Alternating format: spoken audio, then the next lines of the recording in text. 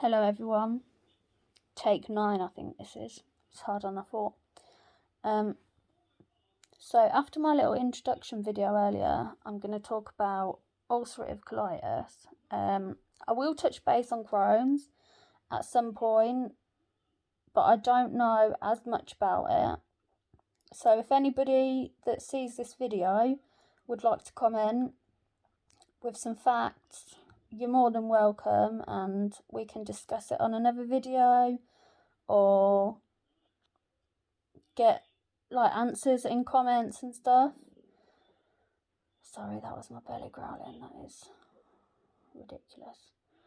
So what is it? What is IBD? IBD is inflammatory bowel disease. It's a autoimmune disease.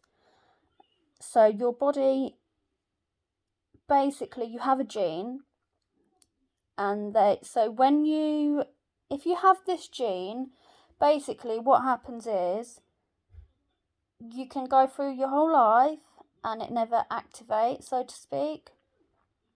What they think happens is you get a traumatic event and that suddenly causes this gene to mutate and your immune system literally goes crazy. It causes inflammation in your bowel, in your joints, your eyes. There's so many things that come with it. A lot of people think that you just poo a lot. Granted, a lot of people do poo a lot of IBD, but that's not just it. Literally, you get severe pain, you get skin problems, teeth problems. I've lost 2 teeth, and that's partly down to pretty much being on steroids for nearly 2 years. And when you flare, you don't get all the nutrition that you're supposed to get, so that it affects your teeth. Weight loss. I lost so much weight, and it was like, I think I went down to 6 stone 4. So for me, that's very skinny. I like myself at around 8 stone 10. That's where I feel most comfortable. I've been a lot bigger, and obviously I've been a lot smaller. So yeah, you get weight loss, you get skin issues, teeth problems, severe pain. Like, I would go through childbirth every day to some of the pain I get with this. It can be horrendous. Literally, you can get abscesses, bleeding from the bum, which is very, very common with it. But I'll touch base on everything anyway and go from there. So basically, my journey to diagnosis, about 7 years ago, I was having toilet troubles. Maybe 8 years ago, I was having toilet troubles, and it literally was on and off. It wasn't anything like now. I'm very poorly at the minute. I'm waiting to start new treatment. But it would come up and down, and they literally, like, these flares, they would just come and go. I thought, I've got IBS, like, get a bit stressed, I'd run to the toilet, eat certain foods, I'd run to the toilet. Nothing like what I've experienced. So I'm thinking maybe that was the start for me. So it got to the point over the years, I was literally bleeding from my bum, a lot of blood as well. I was too scared to go to doctors because I thought they were going to tell me I was dying, and I didn't want to hear that. I was young. I'm not old now, I'm 29, but I was still young. So in the end, I think I was going up to about 15 times a day of diarrhoea with blood, lots of blood clots, and I was just getting sicker and sicker, losing more and more weight. So my mum and my partner said, look, I think it's time you go to hospital. I went. It was the weekend. I thought, I'll just be in and out. Like, they'll give me some antibiotics or something, and I'll be out. But they ended up admitting me. I had to have a drip, heart monitors, all this, because I was dehydrated. Because I've got ulcerative colitis, which affects mainly the large bowel. The large bowel is the one that absorbs fluid and water. So with this, you can get dehydrated very quickly. I had x-rays, blood tests. How quick things were going through me at that point. I had a sandwich. Half an hour later, I had an abdominal x-ray, and there was nothing there. It was empty. So that goes to show how quick things were passing through, that it couldn't be seen on an x-ray half an hour after. They got a consultant to come and speak to me, and they said, chances are it is IBD. So I was like, well, what is that? I'd never heard of it before. I'd heard of Crohn's, but I wasn't aware of exactly what it was. So to me, I was like, Jesus Christ, like, what is this? Obviously, the fact that I was being admitted into hospital, I thought, well, it must be serious. Got up to the gastro ward in the end, and they were absolutely amazing on there. I won't ever fault that gastro ward, because they were nothing short of amazing for me. So that first admission, I literally thought, I'll be out on Monday, I just need to see someone. No, it didn't work like that. I was in for a week. Obviously, having small kids, it threw me. But my family stepped in, and by family I mean mine and my partner's. They're family to me. And had the children and helped with food and stuff like that. So I think Monday comes and they say to me, oh, you're going to have camera up your bum. I'm like, great. So what I had was a flexisigmoid. It's a procedure, basically. They pump you with air and put a camera up your bum and see what's going on. I had to have an enema before that, and I was just like, what the hell is this? So I had to hold it in. I think it's 100 mils of this enema, and you have to hold it in for as long as you can. And trust me, if you're not near the toilet, you are going to make a mess. Like, talk about a punami. So I have this enema, go down to theatre, and, well, the pain for me was excruciating.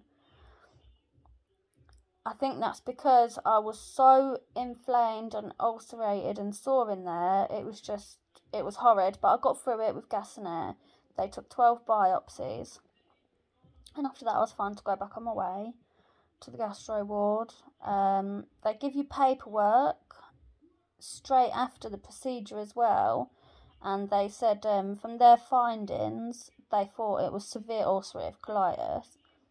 The biopsies did come back as ulcerative colitis and chronic inflammation. Now, this is what I mean about this disease. It can't ever be cured. You can't ever get it away. It's always going to be there. You always have to live with it. But they try and manage it. Some people are so lucky to find a drug that works for them straight away. Some people have to go through so much and even end up with a stoma. It is literally, I wouldn't wish it on anyone really, because when you're bad, you're really bad. You can't do anything. You literally, well, I say you can't. If you push yourself, you can, and you will.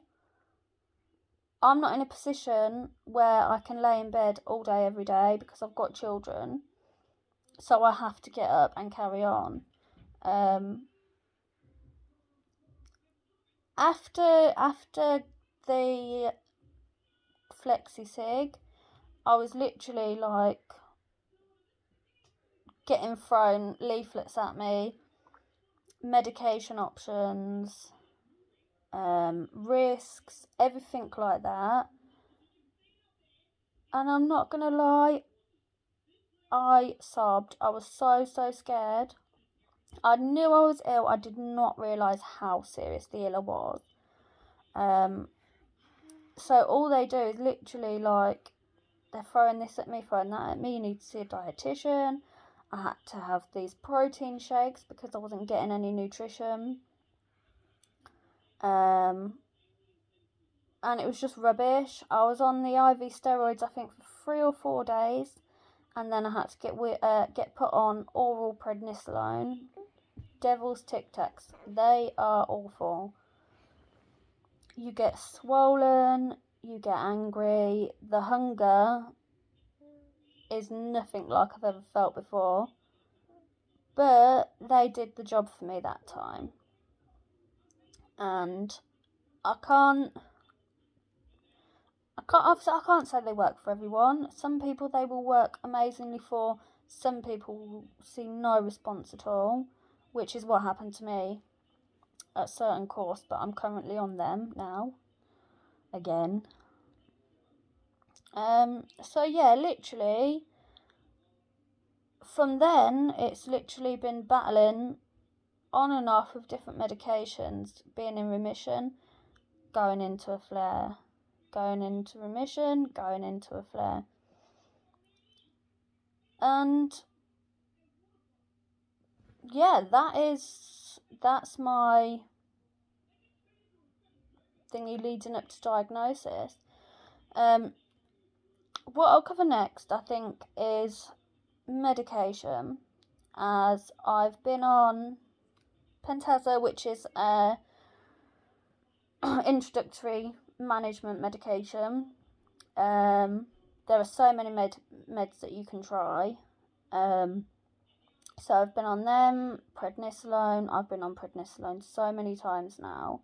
I've had IV hydrocortisone steroid. I've had, I think it's methylprednisolone infusions, which is again another steroid. Budesonide, which is another steroid. I've had infliximab, which I've now got antibodies to. And so what they're doing now is they're going to try me on Humira, which are self-administering injections, and also azathioprine, which is another immunosuppressant, which is tablet form. I start those in 2 days, and I'm hoping it brings me under control, because life is rubbish when you're flaring. Like, literally, it depresses you. Literally depresses you. I get depressed all the time about it. Like, I just think, what did I do to deserve to live like this? And that's not a sob story or feel sorry for me. That is the raw truth of how it makes people feel sometimes. Some people will deal with it great, which I can, and I do sometimes, but some people will get really severely depressed over it. And I can see why, because this is just, nobody wants to live like this. But I had to take a poo in my car today in a Tesco bag. I paid 20p for that bag, and I had to poo in it. So yeah, and I will tell some stories over these videos. Honestly, some of them hilarious. But I think I'll leave it for that now. Leave it like that for now, because I'm very tired and I feel like I'm rambling. If you've got this far, leave any comments or feedback. It's only my second video, but obviously I do want to improve. So I'd like to hear from you. Bye.